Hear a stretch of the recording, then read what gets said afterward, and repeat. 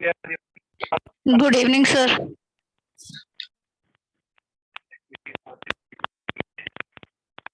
Sir आपकी आवाज सही से नहीं आ रही। Yes sir.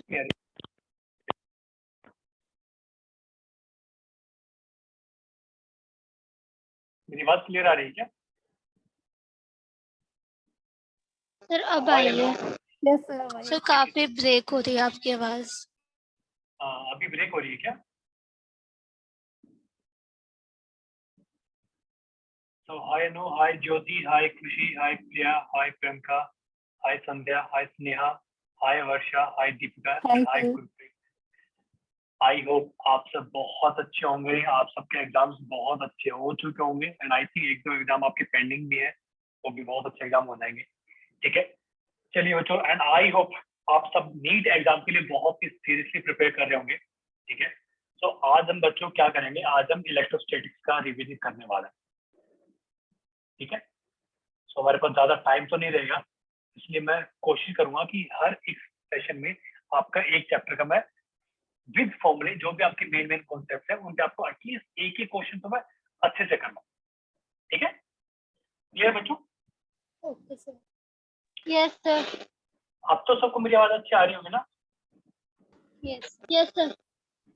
चलिए, सो आई एम एक्सपेक्टिंग आपको ये सब टॉपिक ऑलरेडी से पहले पता होंगे। इलेक्ट्रोस्टैटिक्स में कूलम्ब्स लॉ, किस किस को याद है? कूलम्ब्स लॉ नाम का एक लॉ होता था जो कि यस सर याद है।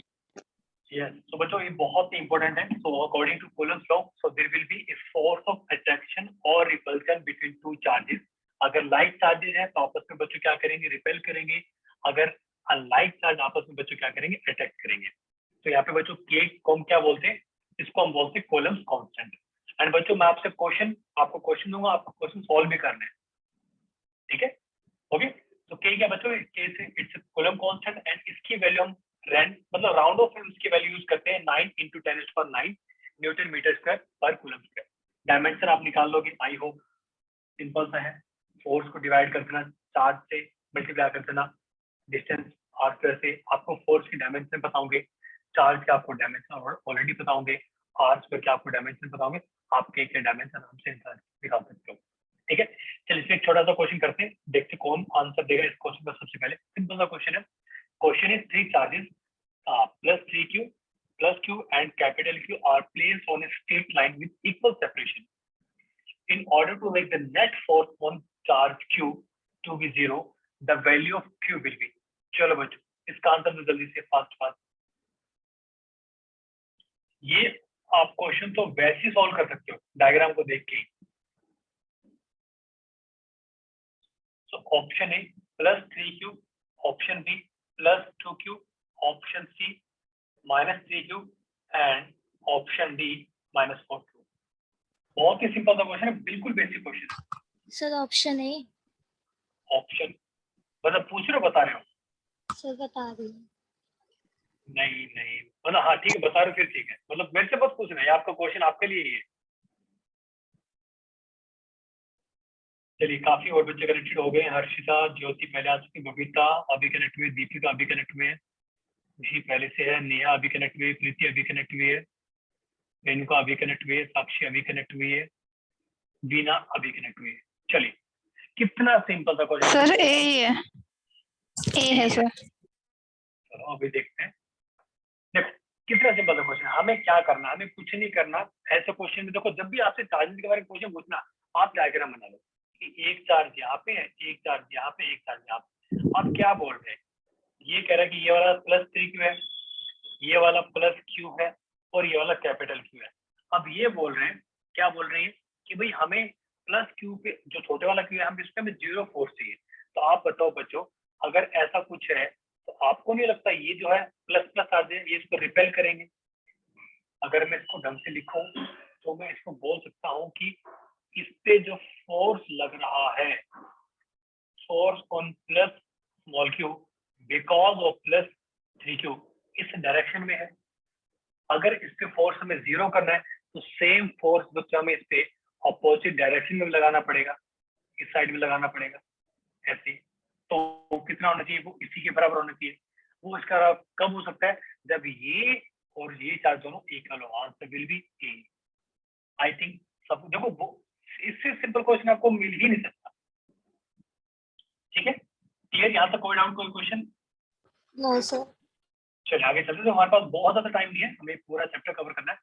Next question, 5 point charges each of value plus q coulomb are placed on 5 vertices of a regular hexagon of side L meter. The magnitude of the force on a point charge of value minus q coulomb placed at the center of the hexagon. Option A, B, C and D. Simple सा question है, चलो इस question को जल्दी से solve करो एक बार। हमारे पास ऐसे कोई हेक्सागन है, ठीक है,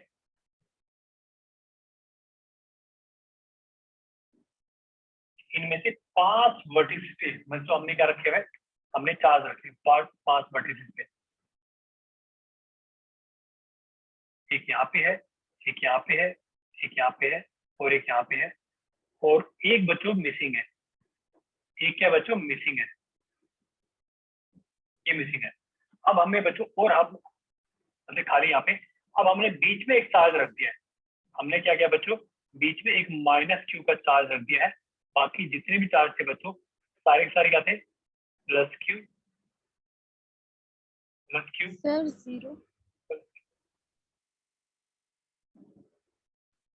ओके, देखते हैं किसका आंसर सही है किसका गलत है।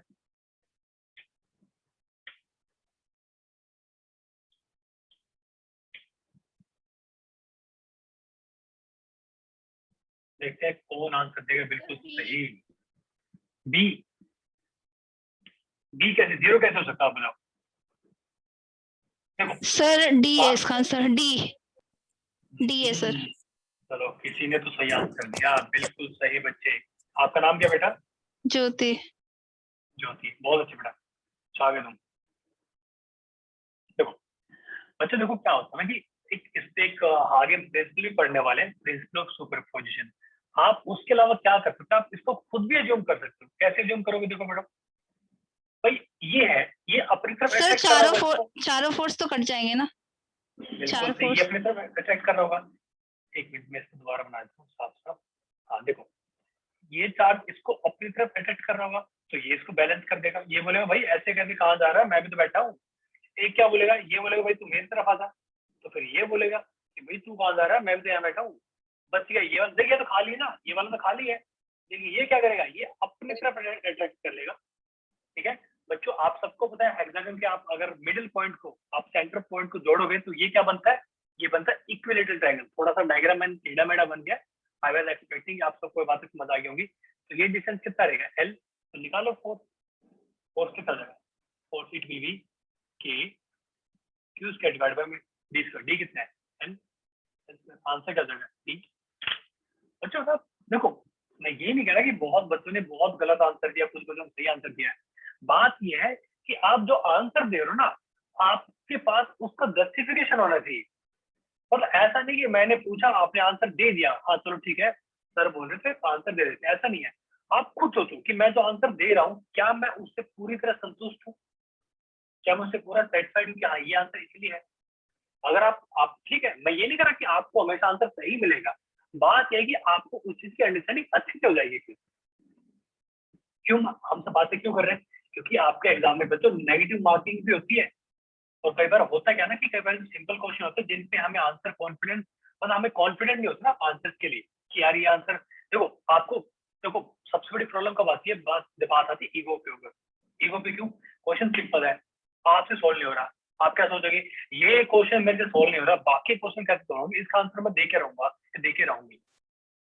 और वहां पे चांस होते हैं बच्चों थोड़ा सा गलत करने के।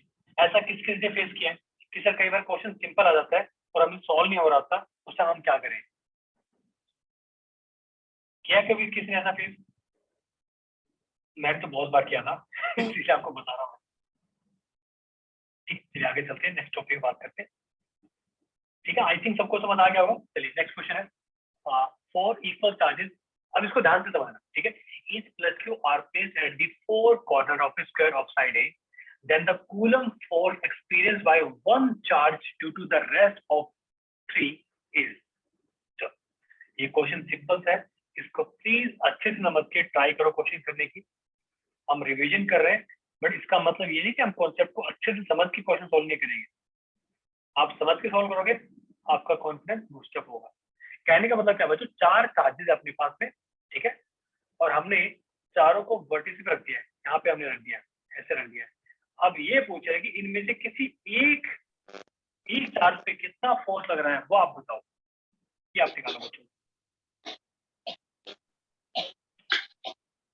ठीक है। तो ऑप्शन बताओ, म्यूट करके रखो अगर आपको कोई क्वेश्चन नहीं पूछना तो।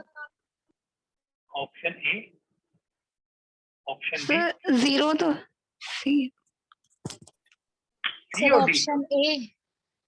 ऑप्शन ए, ठीक है। मैं पहले बता रहा हूँ, जस्टिफिकेशन होनी चाहिए। वैसे तो अगर आप ये क्वेश्चन आप वैसे सोल्व कर सकते हो, अगर आप हल्की सी कॉमन सेंस यूज करोगे, आपको देख के पता चल जाएगा कि हाँ ये ऑप्शन हो सकता है। सर बीवी क्या है यहाँ पे? सर मेरे डी। क्या क्या क्या क्या? सर यहाँ पे क्या है? बीवी क्या है? बीवी बीवी का दिख क्या आपको? सर एक्सपीरियंस के बाद बीवी 1 लिखा है ना? एक्सपीरियंस बीवी नहीं है बच्चों, वो बाय है। Experience by 1 charge.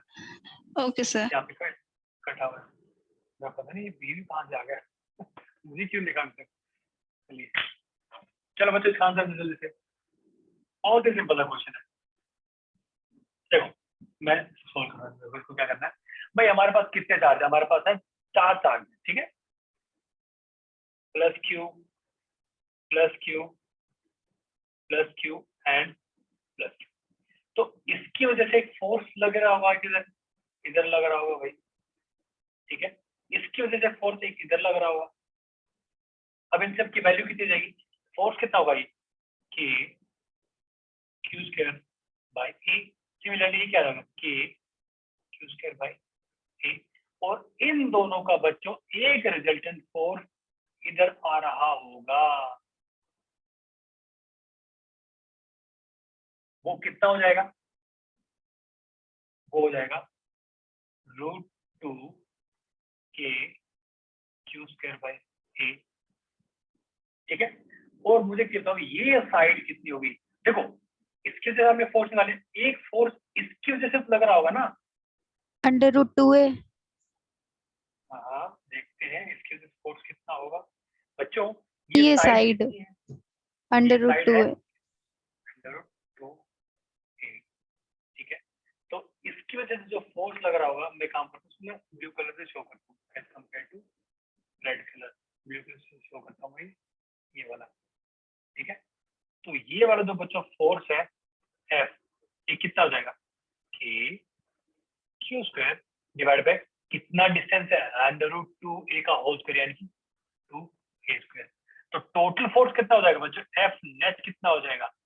एक तो ये वाला और एक ये वाला, दोनों को ऐड कर दो। So √2 k q square divide by a plus k q square divide by 2a square. ये स्क्वायर आएगा, देखो आंसर आ जाएगा ए।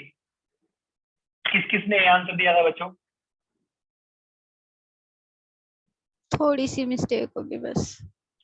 बच्चों मिस्टेक मत करो, अब हमारे पास टाइम नहीं है मिस्टेक करने का, ठीक है। चलिए आगे डिस्कस करें। यहाँ तक किसी को कोई भी डाउट, कोई क्वेश्चन? सर ये वाला क्वेश्चन मेरे को समझ नहीं आया, ये आपने दूसरा वाला पॉइंट कहाँ से लिया? दूसरा पॉइंट कौन सी बेटा, कौन सा बोल रहे हो? सर जो पहला फोर्स तो पता चल गया इसका रिजल्टेंट है, और दूसरा आपने कैसे लिया मुझे समझ नहीं आया। हाँ बच्चे ये देखो ना भाई, हमारे पास फोर्स है ना, सॉरी हमारे पास टोटल 3 चार्ज है भाई। मैंने क्या किया, मैंने पहले इसकी वजह से फोर्स निकाला, ये निकाल लिया, ठीक है। एक इसकी वजह से फोर्स लग रहा है, ये लग रहा है।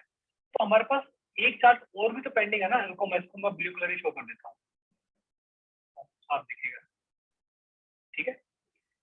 ये बच्चों अपना एक अलग से चार्ज भी है अपने पास, 3 चार्ज है ना। मैंने तो पहले ऊपर 2 चार्ज की वजह से निकाला था, ठीक है। प्लस क्यू, ये भी तो एक फोर्स इसकी वजह से तो आएगा ना। किस किस को मेरी बात समझ आई? ओके सर समझ आ गया मुझे।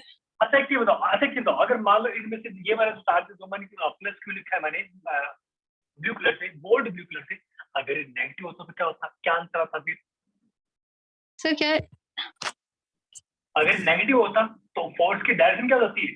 टुवर्ड्स इसकी तरफ हो जाती है। अपोजिट साइड हो जाती है। बिल्कुल सी, फिर यहाँ पे माइनस आ जाता। समझ रहे हो बातें? Okay sir. ठीक है, अब सोचो, अच्छा आपसे एक चीज और पूछता हूँ मैं। ये छोटी छोटी चीजें होती है। देखो, आपको बहुत सारे क्वेश्चन करने की नीड नहीं है, आपको बस क्वेश्चन समझने की नीड है। एक चीज बताओ, अगर मान लो मैं एक एग्जांपल ले रहा हूँ, अगर मैं इसको माइनस क्यू कर दूं तो क्या होगा? भाई एक फोर्स कहाँ लग जाएगा? एक फोर्स इधर लग जाएगा। फिर आ रही बात समझ में? एक फोर्स यहाँ लग रहा है, एक फोर्स इधर था, तो इनका रिजल्टेंट अब इधर आएगा। Yes sir. ठीक है, फिर क्या होगा? अब अगर मान लो एक पॉजिटिव था, तो मैं आपको बस करके दिखा रहा हूँ चीजें कि किस किस तरीके से आप एक ही क्वेश्चन में सब कुछ सोच सकते हो। अगर मान लो ये प्लस क्यू है, तो इसकी वजह से फोर्स इधर आएगा। अब रिजल्टेंट कहाँ हो जाएगा? अब रिजल्टेंट क्या है? ये जो येलो वाला और इन दोनों का रिजल्टेंट आएगा ऐसे। समझ रहे हो? तो कई बार आप क्या क्या करो, एक क्वेश्चन को बहुत तरीके से करने की ट्राई क्या करो कि आप एक ही क्वेश्चन में चार की डायरेक्शन चेंज करके देख लो ना, उससे आपको चीजें ज्यादा क्लियर होंगी। ठीक है, चलिए आगे चलते हैं, हमारे पास टाइम बहुत कम है। Now next topic is electric field intensity. Electric field क्या होता है बच्चों? क्या होता है इलेक्ट्रिक फील्ड? इलेक्ट्रिसिटी के पास होने से जो फील्ड बनती है। बिल्कुल सही, बहुत बढ़िया। ठीक है, अगर हम सिंपल तरीके से बात करें, अगर आप किसी दूसरे चार्ज के आप एरिया में आते हो, अगर आप किसी दूसरे चार्ज की फील्ड में आते हो, तो एक यूनिट टेस्ट चार्ज पे फोर्स लगता है। उस फोर्स को हम क्या बोलते हैं बच्चों? Electric field intensity. इस बात का मतलब क्या, मैं फिर से रिपीट कर रहा हूँ। मान लो हमारे पास बच्चों कोई ऐसा कोई चार्ज है, ठीक है, अब इसके एरिया में एक यूनिट पॉजिटिव टेस्ट चार्ज आ रहा है 1 कूलम का, तो इसका फोर्स कितना लगेगा? फोर्स लगेगा के capital Q into 1 divide by क्या हो जाएगा बच्चों? R square. ये क्या हो जाएगा? एफ के क्यू बाय आर स्क्वायर। आया समझ में? इसको हम क्या बोलते हैं? इलेक्ट्रिक फील्ड इंटेंसिटी, यानी कि के क्यू बाय आर स्क्वायर। आया समझ में बच्चों? ठीक है, तो अब क्या है, जितने हमारे पास इलेक्ट्रिक चार्ज होगा ना, उतने ही फील्ड बनेंगे। तो अगर आपको किसी एक पॉइंट पे बच्चों, अगर आपको नेट फील्ड निकालना है, तो सारे जो इलेक्ट्रिक फील्ड है उनका क्या होगा बच्चों? वेक्टर सम होगा। मेरी बात सबको समझ आई क्या? Yes sir.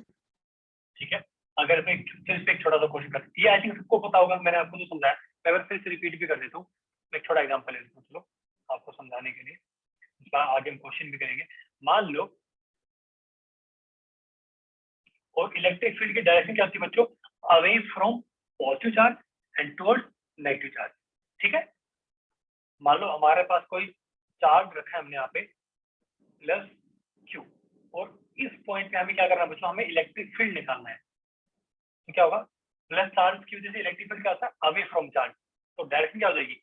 इधर डायरेक्शन हो जाएगी। ठीक है, ओके। ये क्या, मान लो हमने मान लिया ये क्या है? ये मान लो E1 है, Q1 चार्ज है अपना, E1 है। अगर मान लो हमने कोई दूसरा एक चार्ज रख दिया यहाँ पे, मान लो Q2 रख दिया मैंने, Q2।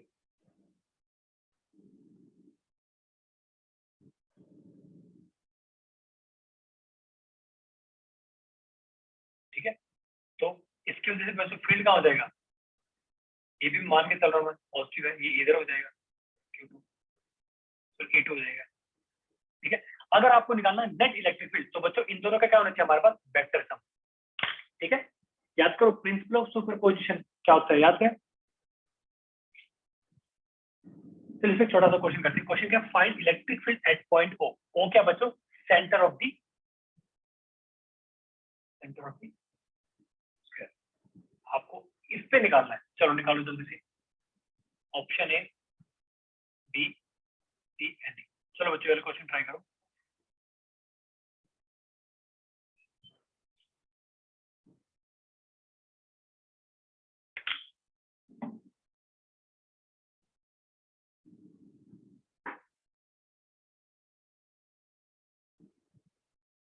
देखते कौन आंसर देगा सबसे पहले।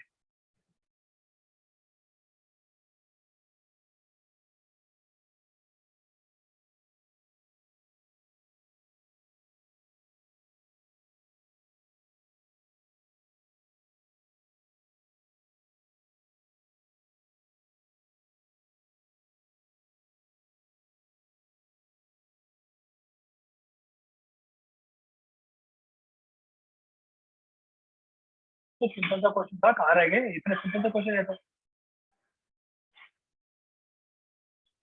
देखो क्या करना है, एक काम करो ना, आप सोचो कि इसमें आप थोड़े से कॉमन सेंस यूज कर सकते हो। कैसे, देखो अगर मैं बोलूं, मैं आपको बोलता हूं बच्चों कि electric field because of 3Q। Sir option A है इसका आंसर। हाँ, I hope I think answer A is right. ठीक है, देखो क्या करना, देखो इसमें आपको सबके लिए सॉल्व करने की नीड नहीं है भाई। ये क्या बोल रहा है, ये बोल रहा है कि इसकी वजह से मेरा इलेक्ट्रिक फील्ड होगा इधर होगा, लेकिन 4Q क्या बोल रहा है कि भाई मेरा इधर होगा। तो बच्चों नेट इलेक्ट्रिक फील्ड किधर होगा, इधर ही होगा ना। तो इन दोनों का कॉम्बिनेशन अगर मैं लूं तो मैं ऐसा बोल सकता हूँ कि नेट। सर बी होगा इसका आंसर। अरे बेटा ज्योति आराम से बोलो प्लीज, आराम से, मैंने ईयरफोन लगा रखे। सर बी होगा इसका आंसर। देखते हैं, अभी देखते हैं। देखो आई होप, देखो अभी क्या, देखो कहने का मतलब क्या, आप थोड़ा सा यहाँ पे सुनो मैं क्या बोल रहा हूँ भाई। 4Q क्या बोल रहा है कि मेरे लिए इलेक्ट्रिक फील्ड इधर होगा, ये बोल रहा है इधर होगा। तो आपको नहीं लगता कि नेट चार्ज कितना बचेगा दोनों का, क्यू चार्ज बचेगा नेट। Yes sir. तो नेट चार्ज अगर क्यू बचेगा तो मैं क्या ऐसा बोल सकता हूँ कि जो नेट इलेक्ट्रिक फील्ड होगा वो होगा टुवर्ड्स दिस डायरेक्शन, बोल सकता है ऐसा। मैंने इसको मान लिया E1। ठीक है, इसकी वैल्यू निकालेंगे। ठीक है, अब -2 का क्या बोल रहा है, वो कह रहा है कि भाई मेरी वजह से तो इलेक्ट्रिक फील्ड मेरी तरफ ही होगा, ये कह रहा है। क्योंकि मैंने बोला था आपको माइनस चार्ज की वजह से हमेशा टुवर्ड्स चार्ज होता है। ये क्या बोल रहा है, नहीं नहीं भाई मेरी वजह से होगा। अगर मैं नेट इलेक्ट्रिक फील्ड की बात करूं तो आपको नहीं लगता कि नेट इलेक्ट्रिक फील्ड जो आने वाला है वो कैसे आएगा, यस क्या लगता है आपको। ठीक है, और मुझे एक चीज बताओ, आपको नहीं लगता कि दोनों की वैल्यू सेम होगी, क्या लगता है आपको? क्या क्या सर क्या, लेकिन सर कैसे होगी सेम, एक बार बता दो। देखो भाई ये कॉन्सेप्ट किस किस को समझ आया कि इन दोनों का रिजल्टेंट चार्ज क्या होगा, माइनस क्यू होगा, माइनस क्यू होगा। यस बहुत सर। बढ़िया। सिमिलरली इन दोनों का रिजल्टेंट चार्ज कितना होगा, पॉजिटिव क्यू। Plus Q. ठीक है, अब येलो वाला क्या बोल रहा है, येलो वाला कह रहा है कि मेरे से तो भाई इलेक्ट्रिक फील्ड दूर जा, तो दूर जा बिल्कुल, क्योंकि पॉजिटिव चार्ज है वो तो दूर भेजेगा। नेगेटिव क्या बोल रहा है कि मेरी तरफ आ। तो आपको नहीं लगता कि जो नेट अपना इलेक्ट्रिक फील्ड आने वाला है इन दोनों का रिजल्टेंट इधर आएगा। Yes sir. अगर मैं इलेक्ट्रिक फील्ड एक का काउंट कर लूं, कैसे, इलेक्ट्रिक फील्ड की डेफिनेशन क्या है, के क्यू डिवाइड बाय क्या, डिस्टेंस। डिस्टेंस बच्चों √2a था बच्चों, प्लीज म्यूट पे जाओ, सबके सब म्यूट पे जाओ बच्चों। डिस्टेंस क्या था, √2a, ये होता है डायगोनल का। तो डिस्टेंस बच्चों प्लीज म्यूट करो, आपको कोई क्वेश्चन पूछना है आपसे आप अनम्यूट कर लेते हो। हाँ, तो चार्ज क्या, डिस्टेंस कितना हो जाएगा, √2a डिवाइड बाय 2 का होल स्क्वायर।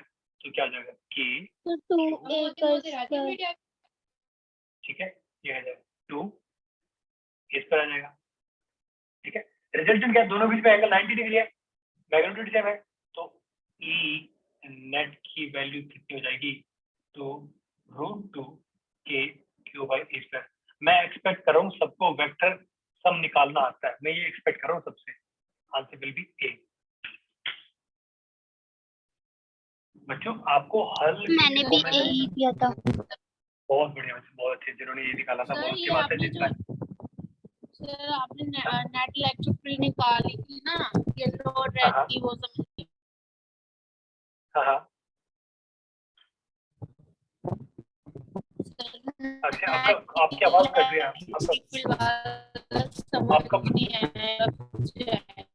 आपके ना आवाज कट रही बेटा, बिल्कुल भी आपका क्वेश्चन समझ नहीं आया, प्लीज रिपीट करो एक बार। सर अब आ रही है आवाज आपको? आपकी बेटा आपकी ना आवाज कट रही है, प्लीज नेटवर्क में आओ एक बार। ठीक है, चलिए जो नेक्स्ट टॉपिक है electric field due to continuous charge distribution. बिल्कुल सिंपल सा कॉन्सेप्ट है भाई। अभी तक हमने पॉइंट चार्ज की वजह से निकाला है, अब हम निकालेंगे because of continuous charge distribution. उसके लिए क्या करना होता है, ये हमारा कॉन्सेप्ट होता है। हम एक छोटा सा चार्ज बांधते हैं, उसको इंटीग्रेट करते हैं, जैसे हमारा चार्ज होता है। ये रिंग है या फिर कोई सॉलिड स्फीयर है या फिर होल स्फीयर है, मैं उन सबके फॉर्मूले में अब नहीं जाऊंगा, उनके डेरिवेशन में नहीं जाऊंगा, बस आपको मैं ये कॉन्सेप्ट बता रहा हूँ। ठीक है, ओके। हाँ, ये एक अच्छा कॉन्सेप्ट है बच्चों कि electric field due to uniformly charge arc. ये क्या होता है, नेट इलेक्ट्रिक फील्ड होता है 2k lambda divide by sine alpha by 2। Alpha क्या सर होता है आपकी बच्चों? वॉइस ब्रेक हो रही है। मेरी वॉइस नहीं आ रही क्या? अभी मेरी वॉइस आ रही है क्या? क्लियर है सर। क्लियर है? हाँ, बस एक मिनट बच्चों, सबको मेरी आवाज क्लियर आ रही है क्या? कोई ऐसा जिसको आवाज क्लियर नहीं आ रही? यस सर, क्लियर आ रही है। यस सर अब आ रही है। ठीक है, ओके। तो बच्चों ये काफी इंपॉर्टेंट टॉपिक है, electric field intensity due to charge arc. मैं पॉजिटिव चार्ज की आर्क मान रहा हूँ, लैम्डा क्या है, लीनियर चार्ज डेंसिटी। ठीक है, ये किसी सेंटर पे, ये अपने सेंटर में बच्चों अल्फा एंगल क्या करिए, सबटेंड कर रही है। उसका नेट इलेक्ट्रिक फील्ड का फॉर्मूला होता है 2k lambda divide by sine alpha by 2। Alpha क्या है, angle subtended by the arc at the centre. ठीक है, चलिए एक छोटा सा क्वेश्चन करते हैं। Determine electric field intensity at point P due to uniformly charge quarter ring. Lambda R there है, लैम्डा क्या है, charge linear charge density, R is the radius. Option A, B, C and D. चलो बच्चों जल्दी answer दो। Formula क्या होता है, मैं आपको साइड में लिख देता हूँ। Electric field due to an arc होता है 2k lambda by R. Sir option D. D है सर। यस सर डी आएगा इसका आंसर। बिल्कुल सही, बहुत बढ़िया। Answer will be D. क्यों? सिंपल सा क्वेश्चन है भाई। इलेक्ट्रिक फील्ड का फॉर्मूला क्या होता है, 2k लैम्डा बाय आर होता है साइन अल्फा। अल्फा एंगल कितना है, अल्फा 90 डिग्री है। 90। लेकिन हमें क्या यूज बच्चों, हमेशा पूरा एंगल यूज करके करना उसको। 90/2, बहुत बच्चे क्या करते हैं, साइन 90 लिख देते हैं। तो आपका आंसर क्या है, आपका आंसर तो बी आ जाएगा, जो कि गलत है। 2k lambda by R into 1/√2, answer will be D. ठीक है, क्लियर है? चले आगे डिस्कस करें। Yes sir. Next topic is electric field due to infinite line charge. ठीक है, मतलब ये अभी तो खैर लिमिटेड है। अल्फा क्या, angle subtended by line at point P। ठीक है, तो बच्चों देखो यहाँ पे दो कंपोनेंट होंगे, यहाँ पे बच्चों दो कंपोनेंट होंगे। एक तो क्या होगा, ऐसे परपेंडिकुलर होगा हमारी लाइन के ऐसे, और एक होगा बच्चों ऐसे कंपोनेंट। ठीक है, सो ई परपेंडिकुलर की इक्वेशन ये है और ई पैरेलल की इक्वेशन ये वाली। तो ई परपेंडिकुलर कंपोनेंट क्या होता है बच्चों, के लैम्डा बाय आर, ठीक है, into sine alpha plus sign beta. Alpha क्या होता है, angle subtended by the one and at the point P, and beta is angle subtended bye next point at the point P। ठीक है बच्चों, perpendicular component है ये। ठीक है, सिमिलरली अगर आप पैरेलल कंपोनेंट निकालोगे तो क्या होगा, K lambda by R into cos of beta minus cos of alpha. ठीक है, ओके। अब यहीं पे बात कर लेते हैं एक छोटी चीज के बारे में। अब सोचो, अगर मान लो हमारे पास इनफाइनाइट चार्ज होता है, हमारे पास बच्चों इनफाइनाइट लाइन ऑफ चार्ज होता, मतलब क्या, अल्फा 90 डिग्री, बीटा 90 डिग्री। ठीक है, तो उस केस में हमारे पास सिर्फ और सिर्फ परपेंडिकुलर कंपोनेंट होता है, यानी कि K lambda by R sine 90 1 plus sine 90, beta की वैल्यू कितनी है, वो भी 90 है, याद आता है, 2 के लैम्डा बाय आर। ये किस केस में, इनफाइनाइट, जब हमारे पास लाइन होती है। अगर हमारे पास होती है बच्चों सेमी इनफाइनाइट, मतलब क्या कि मान लो कि ऐसे है अपनी जो एक वायर ऐसे बच्चों, ये इनफाइनाइट है और हमारा पॉइंट बच्चों P यहाँ पे। तो इस केस में अल्फा कितना होगा, 90 डिग्री, बीटा कितना होगा, 0 डिग्री। तो उस केस में बच्चों हमारा E परपेंडिकुलर कितना हो जाएगा, साइन अल्फा तो 1 हो जाएगा, बट साइन बीटा क्या, बीटा एंगल 0 है, तो वो ये जाएगा बच्चों के lambda by R. I think आप सबको बच्चों समझ आ रहा होगा ना। मैं थोड़ा सा जल्दबाजी कर रहा हूँ, मुझे तो हमारे पास टाइम है कम है। K lambda by R into cos of beta, beta angle क्या है 0, तो कोस 0 क्या था 1। तो यानी कि सेमी इनफाइनाइट वायर के लिए बच्चों हमारे पास परपेंडिकुलर एंड क्या बोलते हैं पैरेलल कंपोनेंट के मैग्नीट्यूड इक्वल होते हैं। ठीक है, तो रिजल्टेंट क्या है बच्चों? रिजल्टेंट इन दोनों का क्या आएगा? इन दोनों का वेक्टर सम। ये बात किसको समझ आई? Yes sir. ठीक है, चलो इस बात पे छोटा सा क्वेश्चन करते हैं। क्वेश्चन देखो क्या है। Question is determine electric field intensity at centre O। हमें बच्चों यहाँ पे बताना है सेंटर O पे। चलो बच्चों इस क्वेश्चन को ट्राई करो एक बार।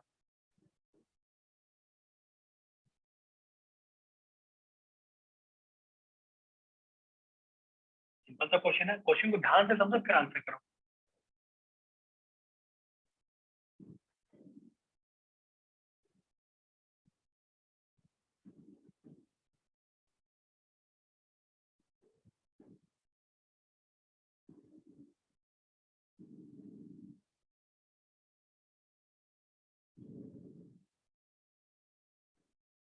आया समझ में? देखो एक बार ध्यान से समझो हम करना क्या चाह रहे हैं।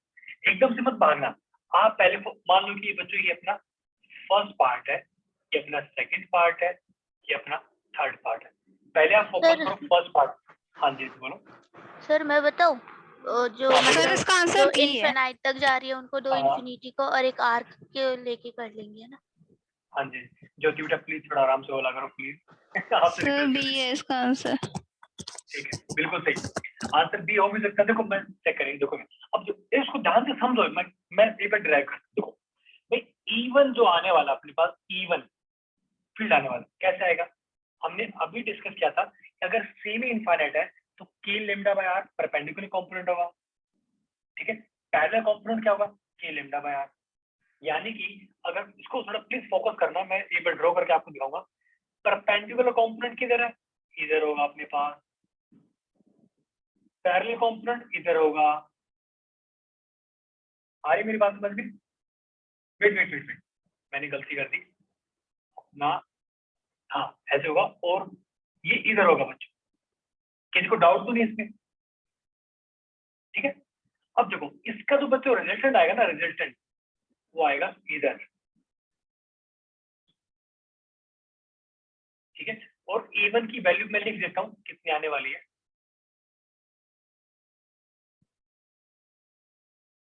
ठीक है, सो E1 ये हो जाएगी अंडर रूट के क्यू बाई कितना ही है आर। ठीक है, वेट नोट के क्यू के लेमडा बाई आर। ठीक है, सिमिलरली बच्चों ये अपने जो तीसरे वाला है बच्चों, जो अपना तीसरे वाला ये अपने क्या होगा? E1। सिमिलरली आपको नहीं लगता कि तीसरा जो है इसकी वजह से इधर आएगा? ये बात किस को समझ आई जो मैंने अभी बोला? Yes sir. ठीक है, और इसकी मैग्नीट्यूड भी इसके बराबर ही हो जाएगी E3। सिर्फ मैग्नीट्यूड की बात कर रहा हूं मैं। ठीक है, अब बच्चों इन दोनों का जो नेट है क्या आएगा? बोलो इन दोनों का नेट वैल्यू कितनी आएगी? सर जीरो आएगी ना? बच्चों इन दोनों की जीरो कैसे आएगी? इन दोनों का रिजल्टेंट तो इधर आएगा ना। बच्चों डायरेक्शन पे फोकस करो, डायरेक्शन पे। इन दोनों का रिजल्टेंट तो इधर आएगा। कैसे? Sir 2k lambda. तो सही बोल रहे हो बिल्कुल। ठीक है, कितने आएगी? 2k lambda bye r। बिल्कुल सही बच्चों, थोड़ा सा आपको दिमाग लगा के करना पड़ेगी कि ये भाई आर, ये कैपिटल आर है। ठीक है, अब सोचो अपने जो सेमी सर्कल वाला पार्ट है इसकी वजह से कैसे निकालोगे? अगर मैं E2 की बात करूं तो क्या फॉर्मूला आता था? 2k lambda by R sign कितना था वो? अल्फा बाय 2 था ना। अल्फा की वैल्यू यहाँ पे कितनी है?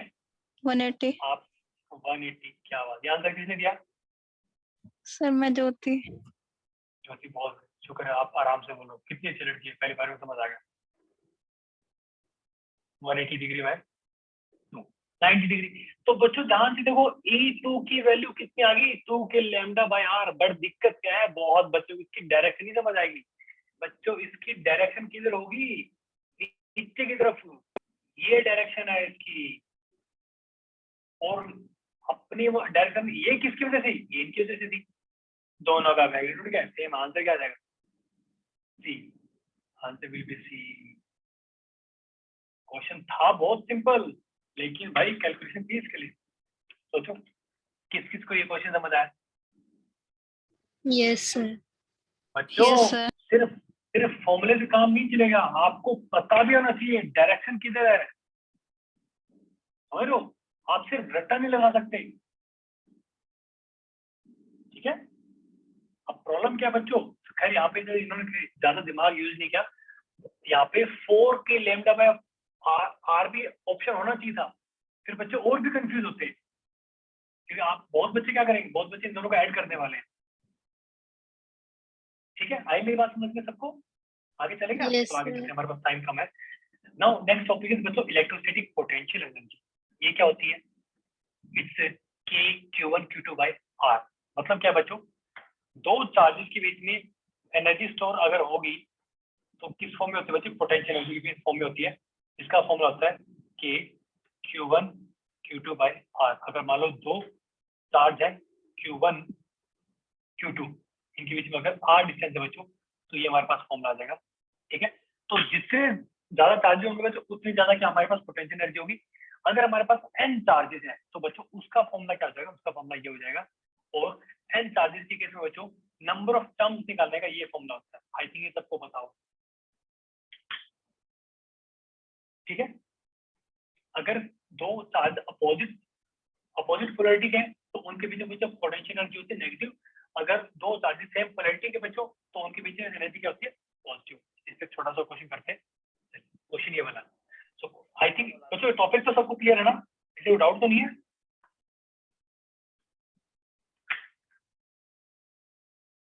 No sir. छोटा सा क्वेश्चन करते हैं। Two charges Q1 Q2 are placed 30 centimeter apart as shown in the figure. A third charge Q3 is moved along the arc of a circle of radius 40 centimeter from point C to point D. The change in the potential energy of the system is Q3 by 4 pi epsilon naught into K, where K is option A, option B, option C and option D. चलो ये वाला क्वेश्चन try करो एक बार, simple question है, ध्यान से समझ के इसको ट्राई करो एक बार।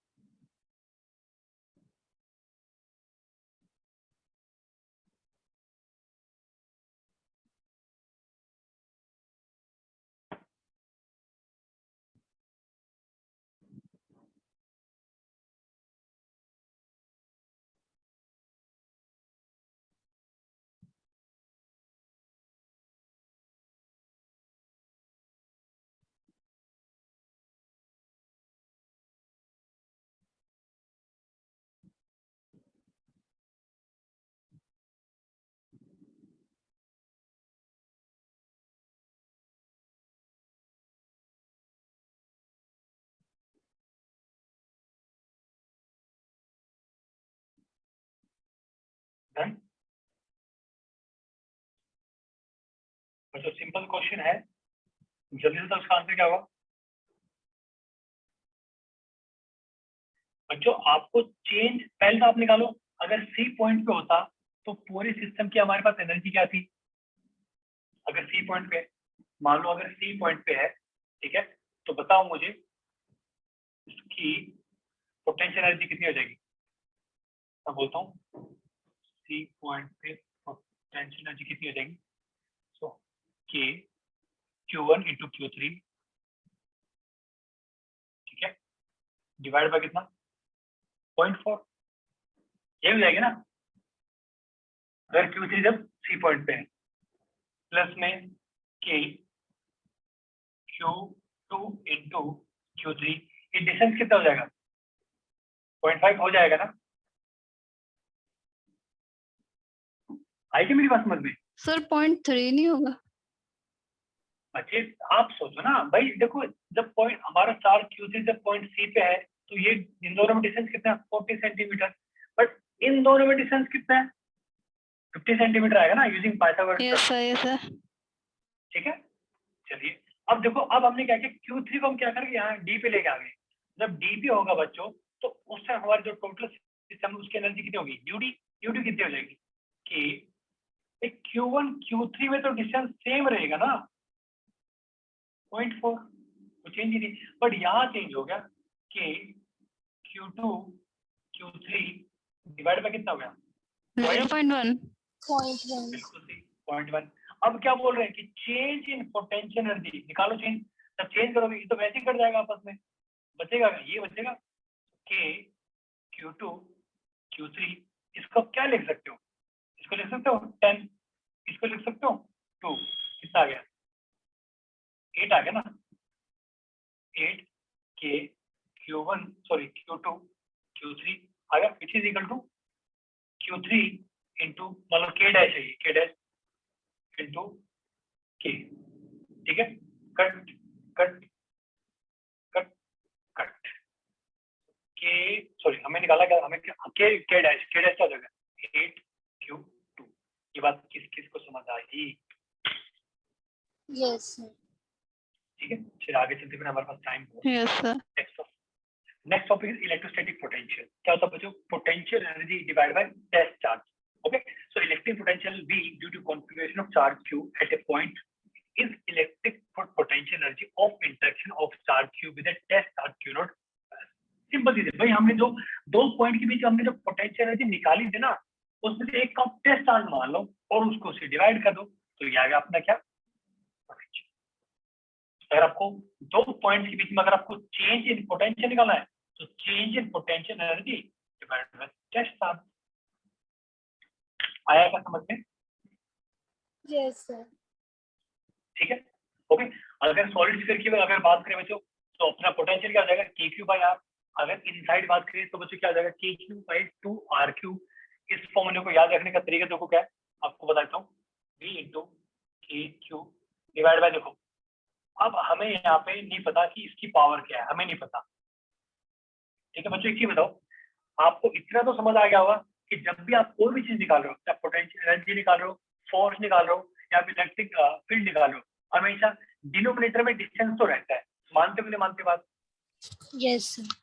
ठीक है, तो बच्चों यानी कि नीचे की पावर क्या होगी, ज्यादा होगी ऊपर से। तो नीचे पावर देखो, ऊपर 2 है तो नीचे क्या हो सकती है 3। भाई अगर ये R² है तो ये R² हो सकता है, भी माइनस होगा ना, तो नीचे R³ होगा। तो यहाँ पे क्या है 2, यहाँ पे 3 कर दो, तो इसकी पावर है यहाँ पे कोफिशिएंट कर दो, इसकी पावर यहाँ पे कोफिशिएंट कर दो। मैंने इसको इस तरीके से याद कर रखा। और देखो फॉर्मूला अगर आप अच्छे से समझ के याद रखोगे ना, उसका बेनिफिट क्या बच्चों, आपका टाइम बहुत सारा बचेगा। तो ये बच्चों ये पोटेंशियल की इक्वेशन है बिकॉज ऑफ सॉलिड स्फीयर। ठीक है, इनसाइड सॉलिड स्फीयर, बाहर और सरफेस में तो वही रहती है इक्वेशन। ठीक है, चलिए now next topic is relation between electric field E and potential V। कैसे निकालोगे इसको, कैसे याद रखोगे बताओ?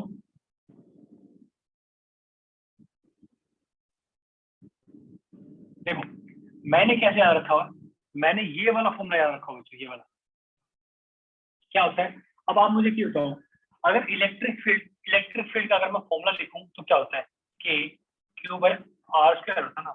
अगर आप बच्चों इसको इसके रिस्पेक्ट में इंटीग्रेट करोगे तो R की पावर इंक्रीज होगी डिक्रीज होगी? अगर आपको इंटीग्रेशन अच्छे से इंक्रीज हो गया। नहीं डिनोमिनेटर को पूछ रहा हूँ मैं, डिनोमिनेटर पावर इसकी इंक्रीज होगी डिक्रीज करेगी आफ्टर इंटीग्रेशन? सर डिक्रीज करेगी। डिक्रीज करेगी, क्यों? याद करो भाई, इंटीग्रेशन का फॉर्मूला क्या होता था, x रेज़ पर n। सर इंक्रीज नहीं हो गया? हाँ देखो कैसे भाई, x रेज़ पर n dx को आप इंटीग्रेट करोगे तो क्या आता था, x रेज़ पर n प्लस 1 आता था डिवाइड बाय n प्लस 1 आता था, ये आता था ना। लेकिन अगर आप इसको इंटीग्रेट करोगे, इसकी पावर -2 है बच्चों, करो उसको -2 plus 1 divide bye -2 plus 1, final कितना आएगा, r इस पर -1 आ गया ना, ये -1 आ गया, तो फाइनल कितना है 1 बाय r आया ना, तो डिनोमिनेटर में डिक्रीज होगी ना। मैं आपको याद करने के तरीके बता रहा हूँ जल्दी जल्दी, क्योंकि देखो ये बात मान के चलो बहुत कंफ्यूजन होती है इन चीजों में। देखो फोर्स का फॉर्मूला क्या होता है कि Q1 Q2 बाय R² होता है। इलेक्ट्रिक फील्ड का फॉर्मूला क्या होता है कि Q1 बाय R² होता है। पोटेंशियल एनर्जी का फॉर्मूला क्या होता है कि Q1 Q2 बाय आर होता है। पोटेंशियल का फॉर्मूला क्या होता है, के क्यू बाय आर होता है। अब ये फॉर्मूले अगर आप अच्छे से याद रखोगे ना, आपको टाइम नहीं लगेगा फिर। मेरी बात सबको समझ आ रही है? यस अगर ये फॉर्मूला आपको तरीके से याद है ना, आपको फिर कोई दिक्कत नहीं आएगी। पर ट्रस्ट में, अगर आपको इन फॉर्मूले में कंफ्यूजन है ना बेटा, बहुत दिक्कत आएगी। ये मैंने वो फॉर्मूले लिखे हैं जो सबसे बेसिक है। मैं तो बात ही नहीं कर रहा electric potential due to solid sphere की इनसाइड विद आउटसाइड विद, तो उसकी बात ही नहीं कर रहा। मैं सबसे बेसिक फॉर्मूले की बात कर रहा हूँ कि इनमें आर की वैल्यू क्या है, पोटेंशियल एनर्जी में जो चार्जेस है कि नहीं, पोटेंशियल क्या है, उसका फॉर्मूला क्या है। अब देखो आपको साफ साफ दिख रहा है इन दोनों में आर का पंगा है, आर की पावर का पंगा है इन दोनों में। चार्ज तो एक ही है ना दोनों में, ठीक है। So dv is equal to minus of dot product of E dot dr, यानी कि अगर आप इसको लिखोगे तो change in electric potential it will be integration of dot product of electric field and dr। Sir यहाँ पे माइनस डिक्रीजिंग ऑर्डर को डिनोट करें। यस बिल्कुल सही, बहुत ही अच्छा क्वेश्चन पूछा आपने। एक्चुअली होता देखो क्या है, अगर मान लो ये पॉइंट ए है, तो मैं चेंज करता हूँ। अच्छा क्वेश्चन है ये। देखो अगर ये पॉइंट बच्चों ए है और ये पॉइंट बच्चों बी है, ठीक है। अगर मुझे निकालना चेंज इन पोटेंशियल, तो चेंज इन पोटेंशियल क्या होता है, ये होता है final potential minus initial potential, यही होता है ना, ठीक है। अब अगर एक पॉइंट पर अगर चार्ज ज्यादा है तो इलेक्ट्रिक फील्ड ऐसे ही जाएगा। भाई इलेक्ट्रिक फील्ड कहां से कहां जाता है, from high potential to low potential जाता है। तो चेंज इन पोटेंशियल क्या होगा, फिर तो नेगेटिव आएगा।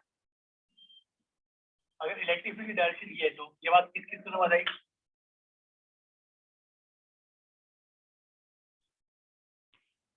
आई भी बात समझ में। तो एक बार बस रिपीट कर दो बस। देखो इलेक्ट्रिक फील्ड कहाँ होता है, from positive charge it will always away from positive charge, away from positive charge. For negative charge it will towards negative charge. अगर मान लो मैं पॉजिटिव चार्ज हूँ तो मेरे से इलेक्ट्रिक फील्ड दूर जाएगा, मेरे से निकलेगा। अगर मैं नेगेटिव चार्ज हूँ तो मैं इलेक्ट्रिक फील्ड को अपनी तरफ लेके आऊंगा। ये बात किस किस को समझ आई। यस और इलेक्ट्रिक फील्ड हमेशा कहां से कहां निकलता है, from high potential to low potential. तो अगर ए से अगर बी की तरफ अगर इलेक्ट्रिक फील्ड जा रहा है बच्चों, इसका मतलब क्या है, ए पे पोटेंशियल ज्यादा है, यस बी पे पोटेंशियल कम है। अगर आप निकालोगे change in potential, change in potential क्या होता है भाई, final potential final minus minus initial. तो वीबी माइनस वी है, बट वीबी का पोटेंशियल तो कम है ना वी Yes. से, इसलिए नेगेटिव आता है, ठीक है। चलिए एक छोटा सा क्वेश्चन करते हैं। Question is let V nought be the potential at origin in electric field is the potential at point X. चलो बच्चे वाला क्वेश्चन ट्राई करो पर। ऑप्शन है बी, सी एंड डी।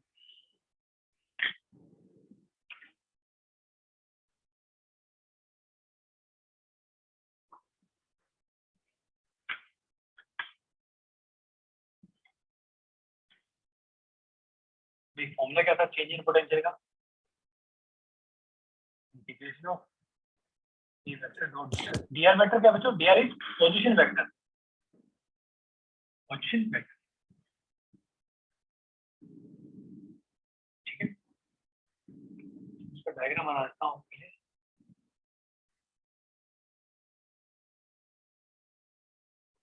तो बच्चों कोई पॉइंट अपने पास कोई पॉइंट है, ठीक है, x, y। तो इसका अपने पास पोजीशन वेक्टर क्या हो जाएगा, इसका dr वेक्टर हो जाएगा dx i cap plus dy g cap. Sir D होगा इसका answer, answer will be D. Okay. बाकी बच्चे जल्दी आंसर दो। देखो हमें निकाला चेंज इन पोटेंशियल, यानी कि चेंज इन पोटेंशियल का मतलब क्या है, Vp minus V nought which is equal to minus of E vector dot dr vector. So Vp minus V nought minus integration of E vector क्या अपना Ex into I cap plus EY into J cap dot product with DR। DR vector क्या है? DX I cap plus DY J cap. And I hope सबको dot product निकालना आता होगा। VP minus V square nought करके under root, DX। क्या बोल रहे हो बेटा? स्क्वायर करने के बाद अंडर रूट करते हैं सर रिजल्टेंट निकालने के लिए। स्क्वायर कहाँ से आएगा बेटा यहाँ पे? सर I और J का रिजल्टेंट निकालने के लिए स्क्वायर करके अंडर रूट करते हैं ना। बिल्कुल सही कह रहे हो, बट यहाँ पे अपनी जरूरत नहीं पड़ेगी ना। अब देखो इंटीग्रेट करोगे तो EX क्या है? EX कॉम्पोनेंट तो फिक्स है, तो इंटीग्रेशन क्या हो जाएगा? Minus of EX into X minus of EY into EY, sorry only Y। बच्चों काफी बेसिक चीजें आपकी कमजोर है काफी बच्चों की। सो बीपी किसके बराबर है? ये V nought minus of X into EX minus of Y into V। बच्चों हर जगह आपको मैग्नीट्यूड नहीं निकालना है, answer will B A।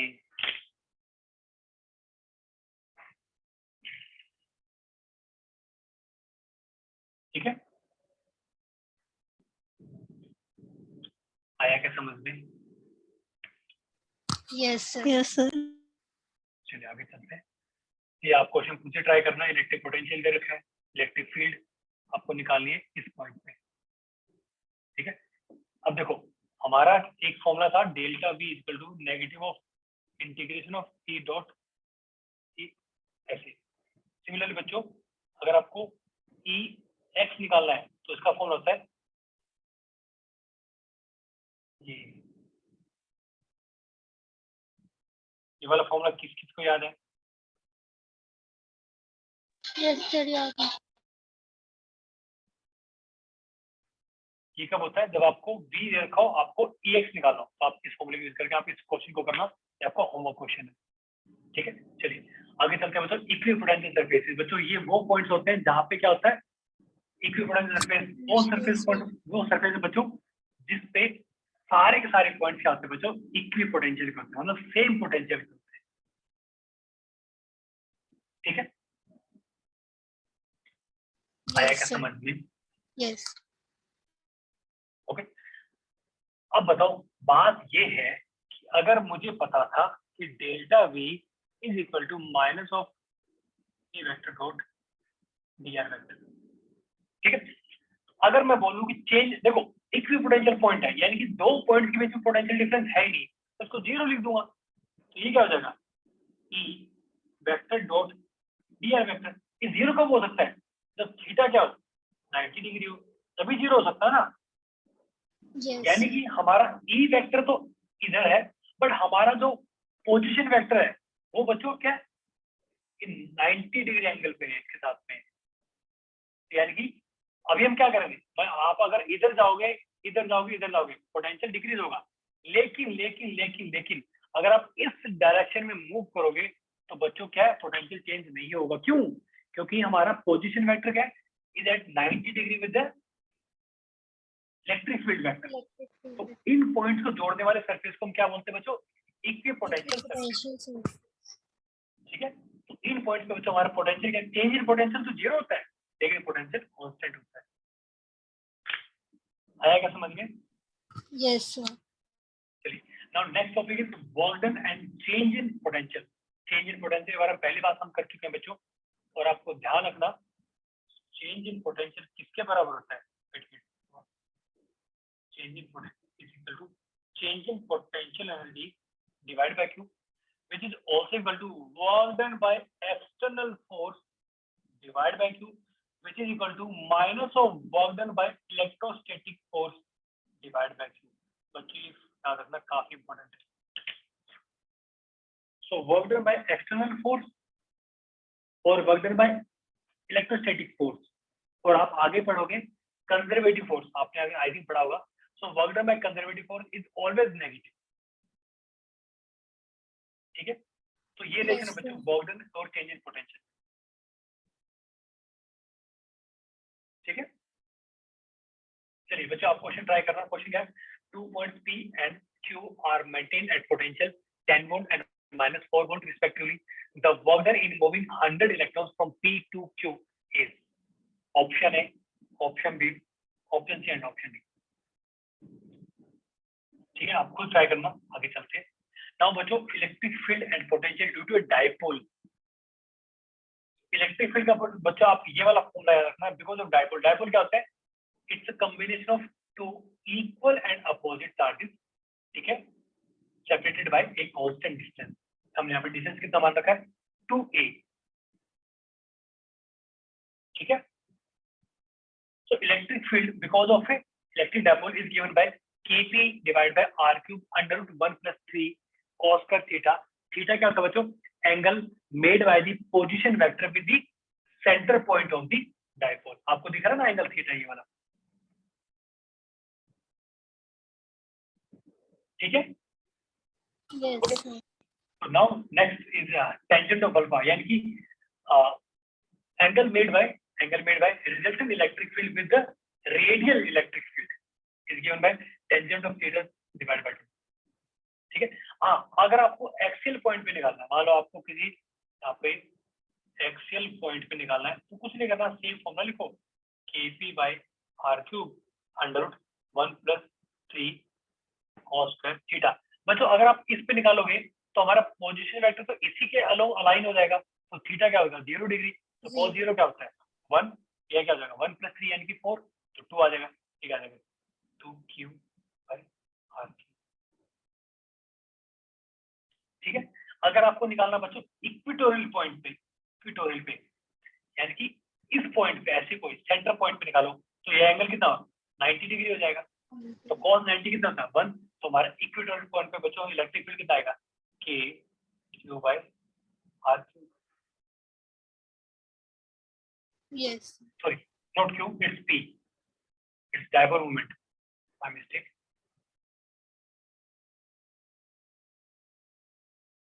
k p by r cube, ये भी p है बच्चों, ठीक है।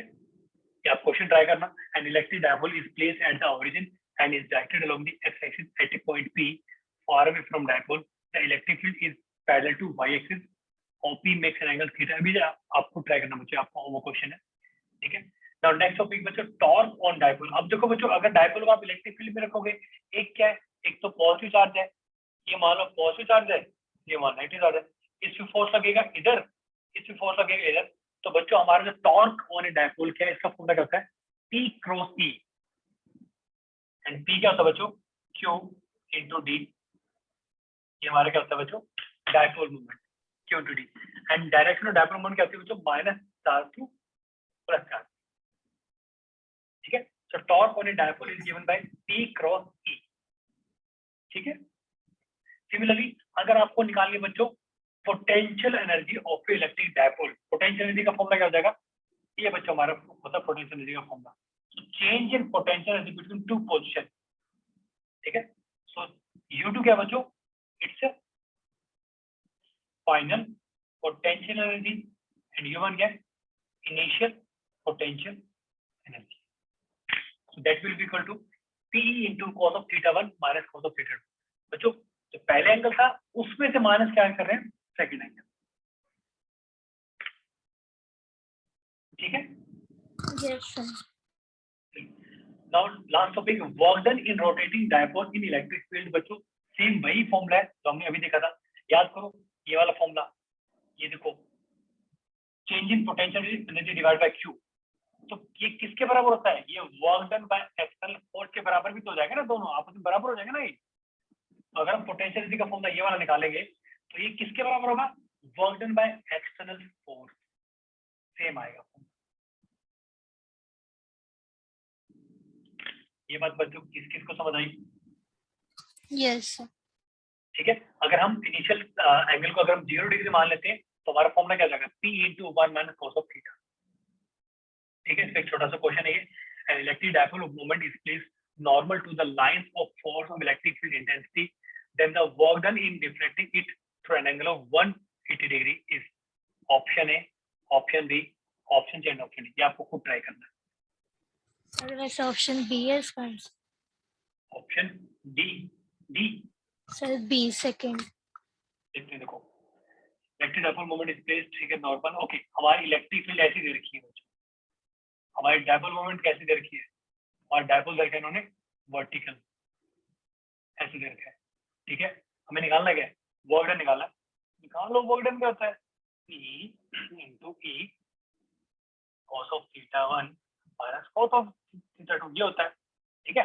सो P E cos of theta 1 कितना है, 90 डिग्री, तो ये क्या हो जाएगा, cos 90 degree minus cos of ये कितना है, then work done deflecting electrode angle, हाँ हमें 180 डिग्री रोटेट करना है इसको, और तो ये एंगल कितना हो जाएगा 270 डिग्री, जैसे वो तो 0 आ जाएगा, आंसर विल बी डी, ठीक है। चलिए, so I think it's enough for this session, so let's meet in next class. अगर बच्चों यहाँ तक किसी को डाउट है क्या, कोई डाउट, कोई क्वेश्चन? No sir. ठीक है, चलिए बच्चों, सो आज की वैसे टाइम हो गया, काफी लेट हो गया। सर I आपसे think एक it's चीज enough for- पूछनी थी। हाँ बेटा बोलो। सर जैसे अब 1 मंथ बचा है तो हमें ज्यादा प्रायोरिटी क्लास 11th को देनी चाहिए या 12th को, मतलब जिसकी ज्यादा अच्छे से प्रिपरेशन ना हो। बच्चों देखो, आपको ज्यादा प्रिपरेशन अच्छी, आपकी टेंशन लेने की जरूरत नहीं है। सबसे इम्पोर्टेंट बात क्या है, सारी जो क्लास यहाँ पे हो रही है अटेंड कर। आपको आइडिया भी नहीं है, मैंने इलेक्ट्रोस्टैटिक का जितने सारे टॉपिक्स है ना, सारे आपको रिवाइज करवा दी विद प्रॉपर फॉर्मूले, ठीक है, एंड क्वेश्चन। सेकंड थिंग, आप बच्चों साथ साथ में रिवीजन करते रहो। आप नया सिलेबस खुद से कुछ ट्राई मत करना, ठीक है, नया सिलेबस जो बिल्कुल नया हो ट्राई मत करना, आप सिलेबस रिवाइज करते रहो बस साथ साथ। मेरी बात सबको क्लियर ओके होगी? सर। Yes sir. ठीक है, खुद से नया ट्राई करने का हमारे पास टाइम अभी बिल्कुल भी नहीं है। मैं जो कराऊंगा आप उसको अच्छे से करते रहो, और आप साथ साथ में रिवीजन करते हो जो आप पहले पढ़ चुके हैं, आपको कोई दिक्कत नहीं आएगी।